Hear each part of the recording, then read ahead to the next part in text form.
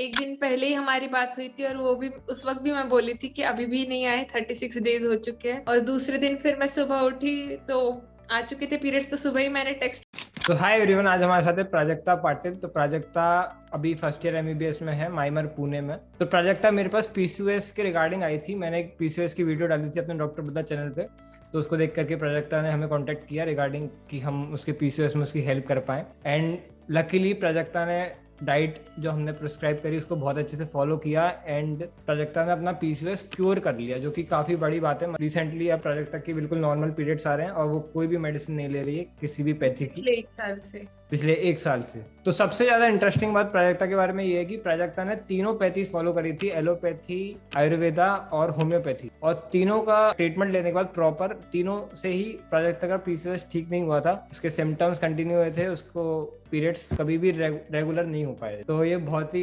एक inspiring journey है प्राजक्ता की। तो प्राजक्ता अपनी स्टोरी बताओ कि कैसे तुम्हें सबसे पहले पीसीओएस डायग्नोज हुआ, कितनी एज थी तुम्हारी तब? मेरी एज 14 इयर्स थी उस वक्त और तब मुझे पीसीओएस डायग्नोस हुआ। मतलब 6 महीने पीरियड्स आए ही नहीं, तो उसके बाद डॉक्टर को अप्रोच किया, पेरेंट्स वर वरीड और फिर उसके बाद वो बोले कि पीसीओएस है अल्ट्रासाउंड वगैरह कराने के बाद। तो पहली ट्रीटमेंट मैंने एलोपैथी से ली थी। मैंने 2.5 साल तक ली, बहुत सारे टैबलेट्स और वो सब। तो मेरी 10th स्टैंडर्ड गया। 11th स्टैंडर्ड में मैं अपनी नीट की प्रिपरेशन कर रही थी, तो उसमें फिर दवाइयों की वजह से या पीसीओएस के सिम्टम्स समझ नहीं आ रहा था मुझे, बट मुझे बहुत लेथार्जिक फील होने लगा था। वेट जो था वो बढ़ जाता था, तो फिर मैंने अपने डाइट पे कंट्रोल किया, क्योंकि डॉक्टर बोलते थे कि वेट गेन मत होने देना। कैसे वेट गेन मत होने देना पता नहीं, बस कि खाओ जो भी करो, बस वेट मत गेन होने दो, तुम्हारा वेट बढ़ेगा कुछ भी खाने से। तो वेट गेन होने नहीं देना है। और वेट लॉस के लिए मतलब अगर मैं एक्सरसाइज, मैंने बहुत एक्सरसाइज करना शुरू कर दिया, everyday 1 hour devoted to that, but उतना सिग्निफिकेंट नहीं होता जितना नॉर्मल इंसान ने उतना वर्कआउट करने के बाद इतने कैलोरीज बर्न होने चाहिए, तो होते नहीं है। तो वेट गेन इजीली हो रहा था बट वेट लॉस हो नहीं रहा था। बिल्कुल। और एक ये होता है ना कि वेट लॉस करना है तो सबसे पहले दिमाग में क्या आता है कि एक्सरसाइज करनी पड़ेगी या जिम जाना पड़ेगा तो वेट लॉस होगा। हम लोग ये सोचते नहीं है कि डाइट में चेंज करना भी शायद जरूरी होता है, या डाइट में चेंज करना is even more better than diet change exercise. करने के लिए लोग बताते कि चलो राइस कम खाओ, राइस की वजह से वेट बढ़ता है। हाँ, अच्छा। तो राइस बंद कर दिया था मैंने अपना। रोटी, मैं बस एक ही रोटी खा लेती थी, तो दैट वाज स्टार्वेशन एक्चुअली, कि उसमें मैंने फ्रूट्स नहीं खाती थी, मैं बस खाना कम खाती थी। तो वीकनेस तो होना ही था उसकी वजह से। तो ऐसे चलता रहा। फिर पढ़ाई पे भी अफेक्ट हो रहा था, तो फिर मैंने बोल दिया कि मुझे नहीं करनी है। लेकिन 2.5 साल होने के बाद वो खुद डॉक्टर मुझे बोले कि तुम मैं गायनी हूँ, एंडोक्राइनोलॉजिस्ट की केस है, वहां पे जाओ। और ये जिस दिन वो बोला उस दिन हम लोग मतलब पेरेंट्स भी बोले कि 2.5 साल से हम आ रहे हैं, तुमको मतलब पहले बताना चाहिए था ना आपने। तो बोले नहीं नहीं, अभी मुझे रियलाइज हुआ कि नहीं, ये एंडोक्राइनोलॉजिस्ट की टेस्ट केस है, तो आप उनको हिस्ट्री बताओ और आगे की ट्रीटमेंट उनसे कंटिन्यू करो। तो उसी वक्त मैंने डिसकंटिन्यू कर दी वो ट्रीटमेंट। दूसरे फिर 12th स्टैंडर्ड में मैंने होम्योपैथी ट्राई की, क्योंकि वहां पे बहुत लोग बोल रहे थे कि होम्योपैथी से भी हो जाएगा। और एक इंसान इतना परेशान हो जाता है 2-3 सालों में, तो हर चीज के लिए कोई कुछ भी बोले, जादू टोना बोले, वो भी कर लेगा। तो हम लोग फिर गए होम्योपैथी, वहां पे 1 साल ट्रीटमेंट ली। और फिर उसके बाद भी कुछ हो नहीं रहा था। अभी तो 3 साल हो चुके थे, उसे 3-3.5 साल हो चुके थे 9th स्टैंडर्ड से 12th तक। तो फिर और उसमें कभी भी ऐसे खुद से नहीं आए पीरियड्स, वो सारे इंड्यूस थे, एलोपैथी से भी और होम्योपैथी से भी। तो 12th खत्म होने के बाद मैं जब पुणे में थी 1 साल के लिए एलएन में, तो उस वक्त मैंने होम्योपैथी भी छोड़ दिया था। तो मैंने सोचा कुछ ना कुछ ट्रीटमेंट रखते, तो मैंने आयुर्वेदिक एक लास्ट ऑप्शन मैंने कहा चलो ये भी ट्राई कर लेते हैं। तो और हर इंसान मतलब जो भी मैंने तीनों पैथीज से कंसल्ट किया था, तो पहली लाइन ये थी कि क्योर तो नहीं होगा बट कोशिश करेंगे। तो होप्स पे सब लोग जी रहे होते, तो चलो होप्स पे हम लोगों ने फिर आयुर्वेदिक भी कर लिया। आयुर्वेदिक के 1 साल जब होने वाला था ट्रीटमेंट को, तब तो दवाइयों से इंड्यूस हो रहे थे पीरियड्स, जैसे एलोपैथी और होम्योपैथी ने इंड्यूस कराए थे। बट एक पॉइंट के बाद उनके दवाइयों से भी इंड्यूस नहीं हो रहे थे पीरियड्स। तो फिर हमने डॉक्टर को बोला कि अरे दवाइयाँ तो खा रहे हैं, अब तो पीरियड्स दवाइयों से भी नहीं आ रहे आपकी जो भी आयुर्वेदिक की थी। तो उसके बाद डॉक्टर ने फोन उठाना बंद कर दिया।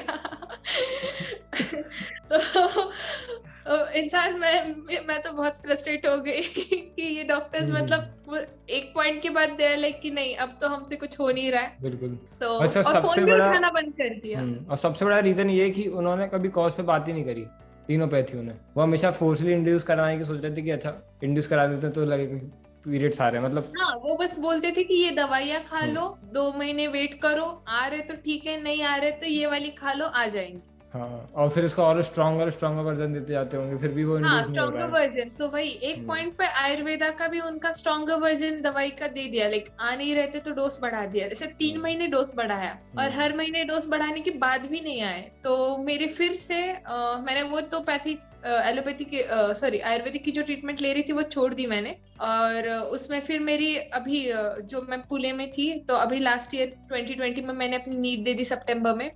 दिसंबर तक मैंने फिर योगा वगैरह, फिर ऐसे योगा का था कि थायराइड और पीसीओएस के लिए योगा, तो वो सेशंस भी मैंने कर लिए 1.5 महीने के लिए।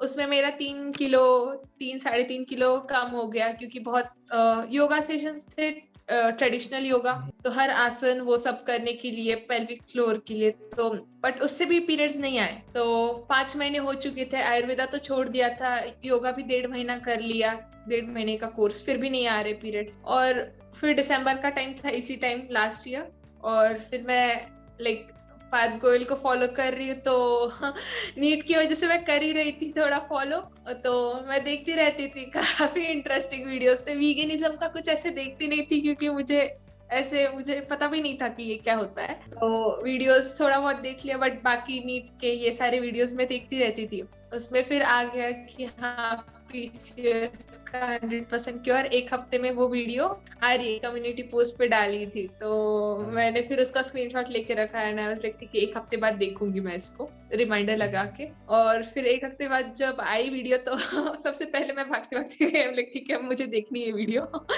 कहाँ है क्योर, 100% क्योर लिखा था, तो मुझे सर अभी तो मैं पक गई, तो मैंने सोचा ये भी देख लेते हैं। इंसान सब कुछ देखने हाँ के लिए हाँ, सही तैयार हो बात है। जाता है।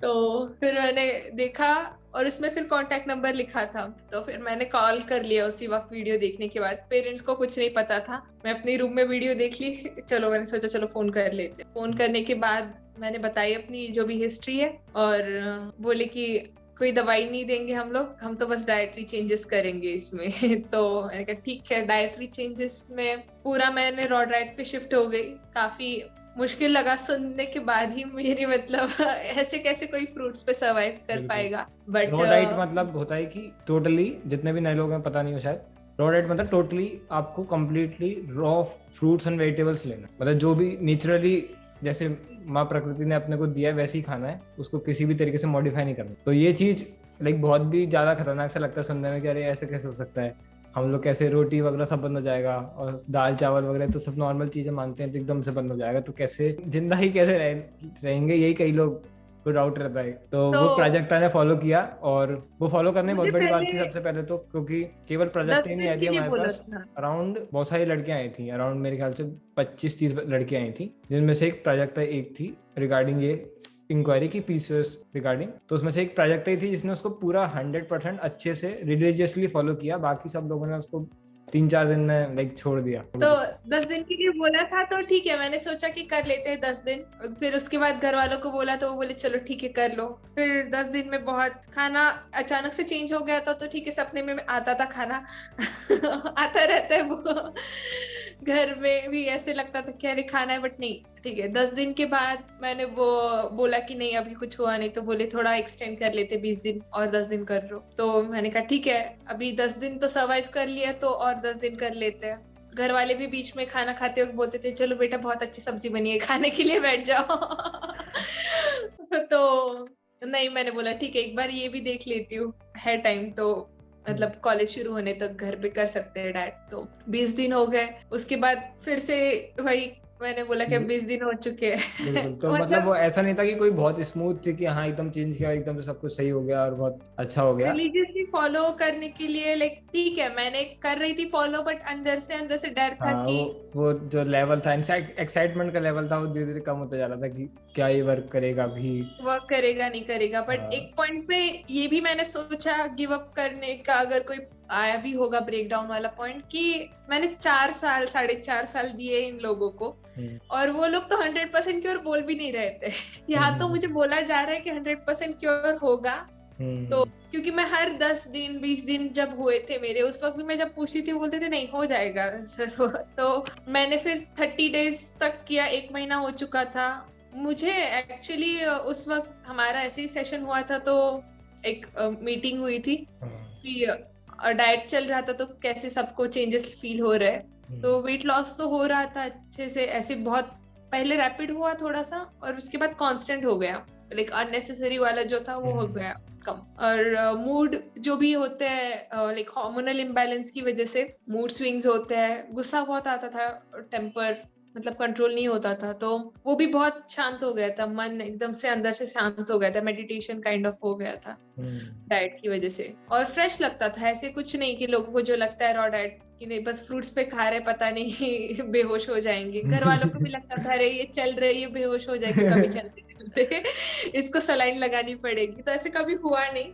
घर वाले भी एक 20-30 दिन होने के बाद मैं ठीक दिख रही हूँ, चल रही हूँ, सब स्टेबल है, तो वो भी कुछ अपोज करना बंद कर दिए, कुछ थोड़ा बहुत करते थे। और फिर 1 मंथ होने के बाद मैंने बोला कि अब ज्यादा से ज्यादा 15 दिन और करूंगी, 45 डेज तक, 1.5 महीना, उसके बाद मैं छोड़ रही हूँ क्योंकि मेरा कॉलेज भी शुरू हो रहा है तो मेरे से हो नहीं पाएगा। फिर मैं कॉलेज आ गई, फिर मेरा 37th डे पे आए पीरियड्स।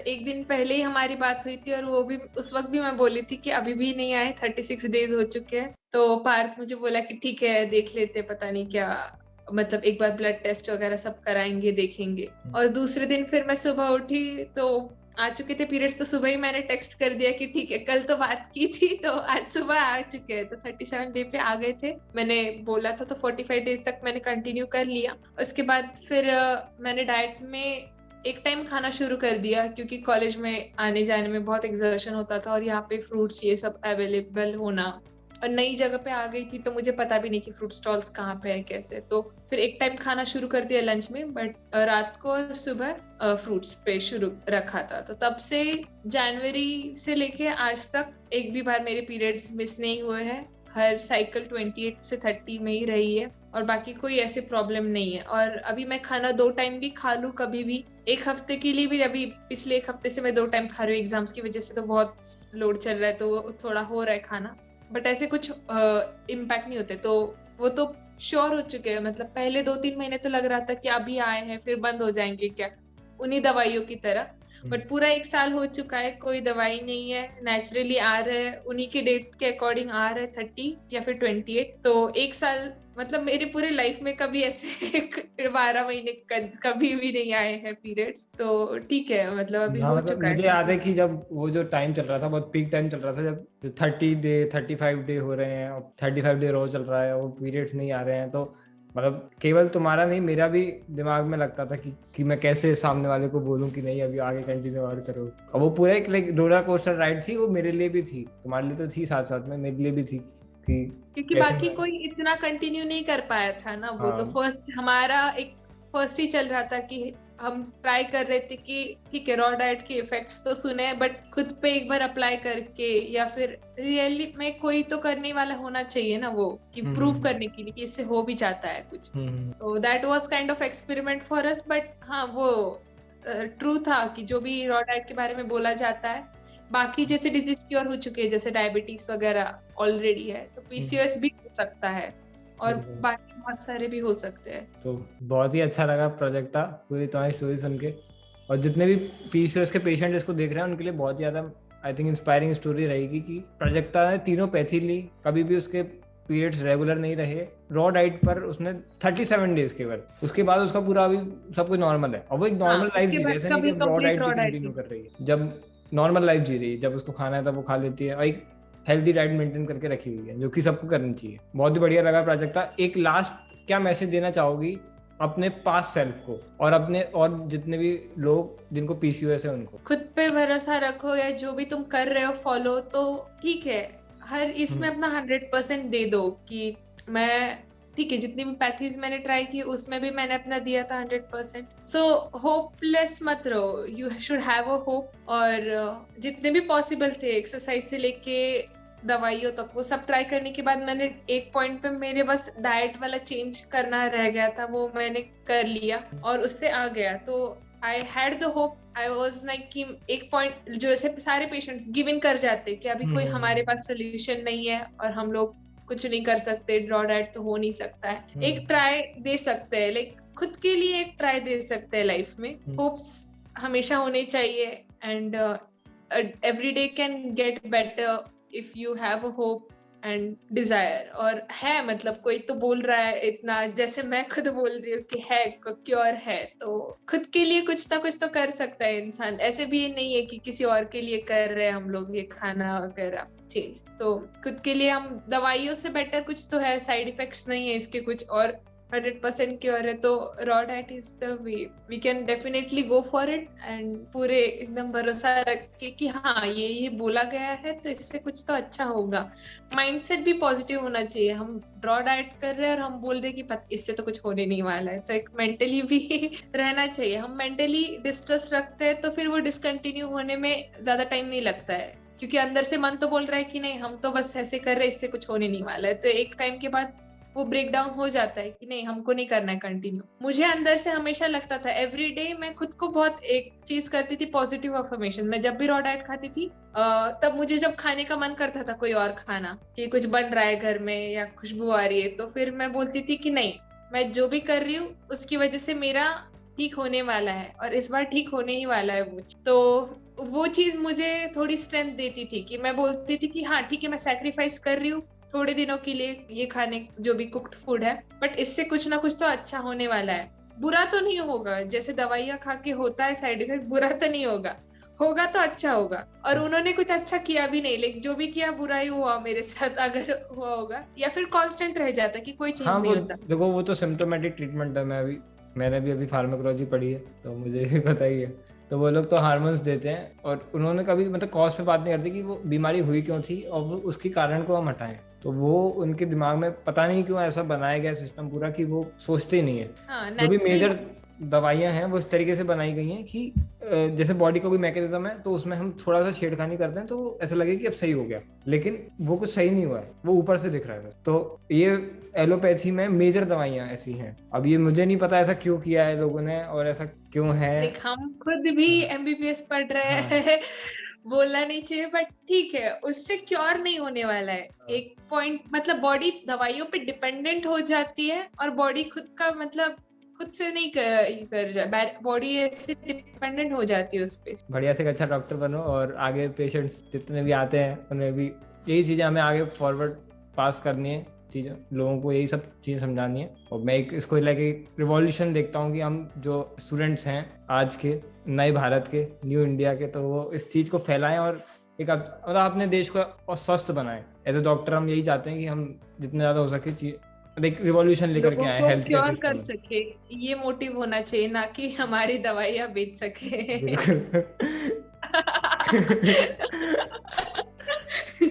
ऐसी कुछ पैथी के अगेंस्ट नहीं है, एलोपैथी बुरी नहीं है, बट कुछ जगह पे रिफॉर्मेशन हर चीज में कोई परफेक्ट नहीं होती, चाहे वो एलोपैथी हो चाहे वो आयुर्वेदिक हो। कुछ कुछ जगह पे रिफॉर्मेशन चाहिए होते हैं। हम एलोपैथी से भी कुछ अच्छी चीजें उठा ले, हर पैथी से भी अच्छी चीज उठा के एक प्रॉपर एक मेडिसिन सिस्टम बनाए, तो that is better without following any particular one part. उसका ब्लेंड जो है वो ज्यादा बेटर होगा कि हर इससे कल्चर से जो भी है पैथी से अच्छी वाली चीजें उठा सकते हैं। तो इट इज नॉट अगेंस्ट कि हम बोल रहे हैं एमबीबीएस के अगेंस्ट कुछ। हाँ, अगेंस्ट नहीं है, मतलब जो एक्चुअल साइंस जो वर्क करती है हमें तो लोगों को ठीक करना है बस, हमें और किसी चीज से मतलब नहीं, ठीक करना है बस, that is the only motive. तो फिर चाहे जो भी पैथी हो, जो भी दवाई हो, जो भी फ्रूट डाइट हो, जो भी हो, अल्टीमेट एम जो है पेशेंट को बेहतर महसूस कराना है। बिल्कुल बिल्कुल, अच्छे से अप्लाई करो जो पीसीओएस का है कि आप रॉ डाइट लो। और रॉ डाइट एक सबसे ज्यादा बढ़िया, मतलब सबसे बढ़िया चीज है। अगर वो नहीं कर सकते हो आप तो आप एटलीस्ट लाइक एक बार जैसे आप लंच में ले सकते हो, जैसे कि होता है कि भाई अगर जो लोग नहीं कर पाते हैं तो लंच में करो, लेकिन अगर बेस्ट है रॉ डाइट ही जाओ तो सबसे फास्ट आप ठीक होते हो। मैं भी अगर बीमार होता हूँ तो मैं रॉ डाइट पे शिफ्ट होता हूँ, जब तक ठीक नहीं होता तब। मैं खुद बीमार होती हूँ तो रॉ डाइट पे शिफ्ट हो जाती हूँ, क्योंकि एक हो चुका है फेथ की रॉ डाइट हर चीज को एक बीमार से ठीक कर सकती है।